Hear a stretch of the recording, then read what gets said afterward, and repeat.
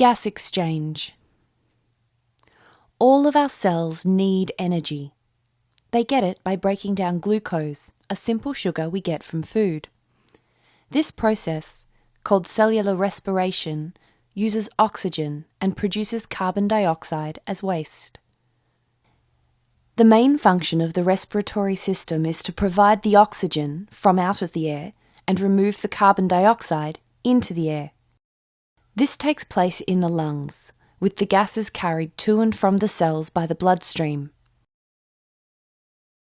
The exchange of gases between the blood and the air occurs in the alveoli, microscopic air sacs in the lungs that are surrounded by tiny blood vessels. When we inhale, all 300 million alveoli expand and fill with air. Oxygen diffuses from the alveoli into the blood, and carbon dioxide diffuses from the blood into the alveoli. Diffusion is the natural movement of gas or liquid particles from an area of higher concentration to an area of lower concentration. Think of how the smell of baking biscuits spreads out from the oven right through the house.